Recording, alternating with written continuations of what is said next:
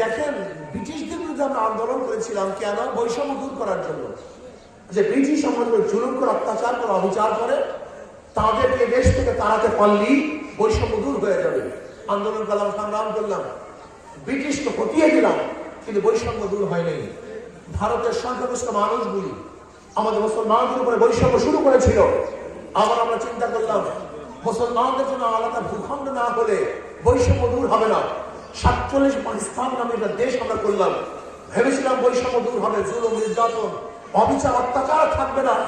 কিন্তু কি দেখলাম? পশ্চিম পাকিস্তানের মানুষগুলি পূর্ব এশিয়ার মানুষের সাথে বৈষম্য করছে। আবার আমরা বললাম সাম্য, মানবিক মর্যাদা, সামাজিক ন্যায় বিচারের ভিত্তিতে একত্রে আমরা পাকিস্তান থেকে আলাদা হয়ে বাংলাদেশ নামে একটা ভূখণ্ড করলাম। ভেবেছিলাম বৈষম্য দূর হয়ে যাবে, বৈষম্য থাকবে না, সাম্য, মানবিক মর্যাদা, সামাজিক ন্যায় বিচার প্রতিষ্ঠিত হবে। কিন্তু একত্রের থেকে আজকে 2024 পর্যন্ত যারাই ক্ষমতায় ছিল কেউ বৈষম্য দূর করতে পারে নাই। না পারার কারণে আবার আমরা 2024 5ই আগস্ট আমরা কি করলাম?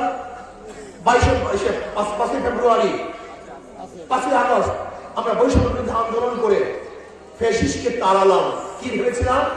এবার বৈষম্য দূর হবে, চাঁদাবাজি থাকবে না, জুলুম থাকবে না, অত্যাচার থাকবে না, অবিচার থাকবে না, মিথ্যা মামলা থাকবে না, মানুষ স্বাধীনভাবে বসবাস করবে।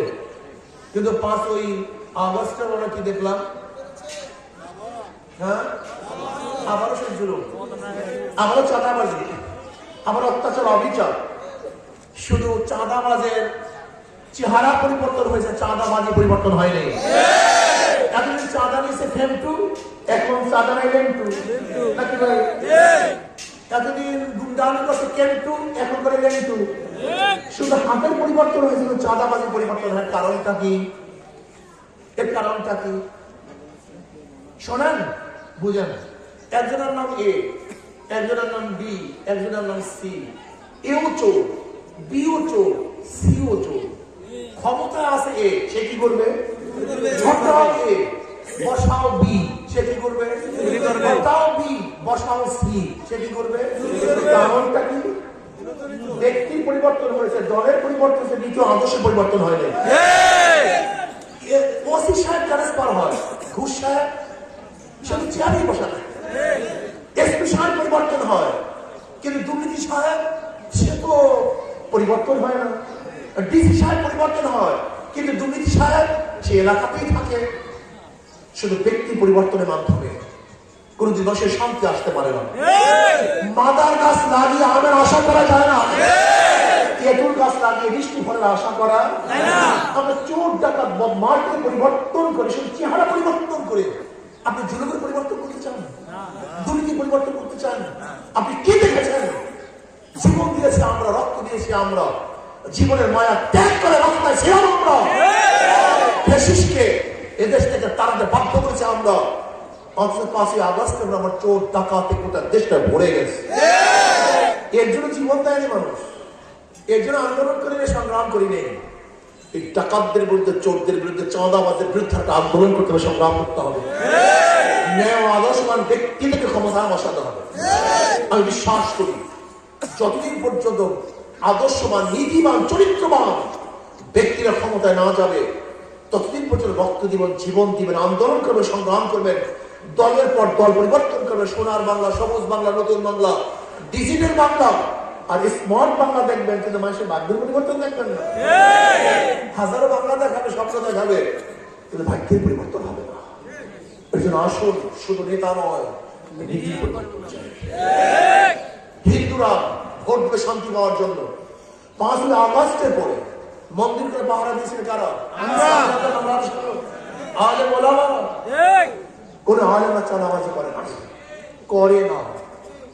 কোন মুসলিম মানুষ চাঁদাবাজি করে না, এরা মদের ব্যবসা করে না, অবৈধ অস্ত্র চালান তারা আনে না, এরা গুন্ডামি করে না, খুন করে না, ধর্ষণ করে না, অবিচার করে না, মানুষের ধৈর্য অধিকার প্রতিষ্ঠা করার চেষ্টা করে।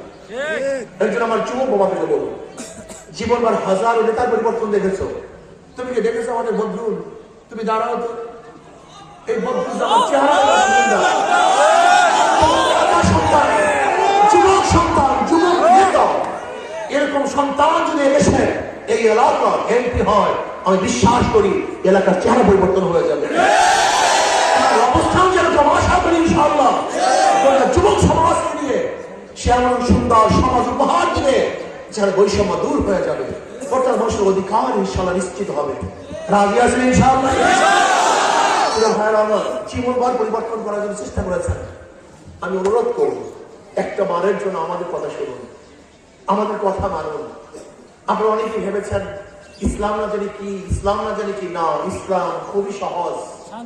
সবার জন্য ইসলাম, মানবতার জন্য ইসলাম। নাস, আল্লাহ আমাদেরকে বের করেছে মানুষের কল্যাণের জন্য, মানুষের খাদ্যের জন্য, মানুষের অধিকারকে বাস্তবায়নের জন্য। আমি বিশ্বাস করি যারা নৌকা নিয়ে নির্বাচন করে তার নৌকা চালাতে পারে না, যারা ধানের শীষ নির্বাচন করে তারা ধান কাটতে পারে না, যারা নাঙ্গল প্রতীক নিয়ে নির্বাচন করে তারা নাঙ্গল বলতে পারে না, যারা কাস্তে এবং কুঠা নিয়ে নির্বাচন করে তারা নিজেরা ধান কাটতে পারে না এবং কুঠার চালাতে পারে না, যারা গরুর চাকা নিয়ে নির্বাচন করে তারা গরুর গাড়ি চালায়, কিন্তু হাত পাখা দিয়ে যে নির্বাচন করে তারা নিজেরা হাত পা ব্যবহার করতে পারে, তারা ব্যবহার করতে পারে, পুরুষরাও হাত পাখা ব্যবহার করে, মহিলারাও করে, গরিবরাও করে, ধনীরাও করে, সকল মানুষ করে, মুসলমানরা করে, হিন্দুরাও হাত পাখা ব্যবহার করে, খ্রিস্টানরাও হাত পাখা ব্যবহার করে। কারেন্ট ফেল করবে কিন্তু হাত পাখা ফেল করবে না। কথা ফেল হয় কেন? কারেন্ট ফেল করবে কিন্তু হাত পাখা ফেল। সবার প্রতি, এটা শান্তির প্রতি, সর্বজনীন প্রতি, সবাই ঘরের প্রতি। সবাই ঘরে হাত পাখা রাখা যায়, বিছানায় রাখা যায়, হাতে রাখা যায়, কিন্তু নাঙ্গল ধানের শীষার নৌকা কিন্তু সবসময় বিছানায় রাখা যায় না। সাথী আপনাদের হাত পাখা আপনাদের প্রতি, এইটি জনগণের প্রতি, এইটি মানুষের শান্তির প্রতি, শান্তির প্রতি আছে হাত পাখা। কথা ঠিক না? যখন প্রচন্ড গরমের মধ্যে মানুষ ঘামিয়ে যায়, হাত পাখা শীতল বাতাসের মাধ্যমে ঠান্ডা করে দেয়। ইনশাআল্লাহ রাজি আছে ইনশাআল্লাহ? একটা বল ইসলামের পক্ষে, শান্তির পক্ষে, জনগণের পক্ষে, মানবতার পক্ষে, হাত পাখার পক্ষে একটা বার ঝাঁপি পড়ার জন্য রাজি আছে ইনশাআল্লাহ? যুবকরা চাবে ইনশাআল্লাহ? আমাদের মধ্যে যুবক ছেলেরা চলে আসছে, মুরব্বীরা সামনে থাকবে, মুরব্বীরা সামনে থাকবে, যুবকরা পিছনে থাকবে।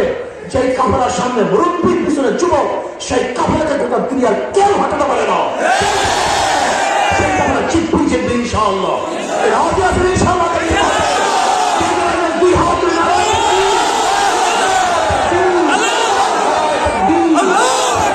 আলহামদুলিল্লাহ।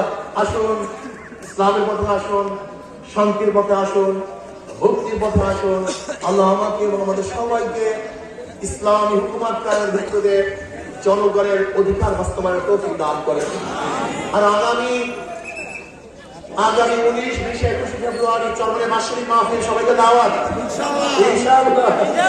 জাযাকাল্লাহ। আর 17 জানুয়ারি যুব আন্দোলন কনভেনশন হবে ঢাকাতে, সরার দুজনে সবাইকে দাওয়াত। আল্লাহুম্মা আমিন।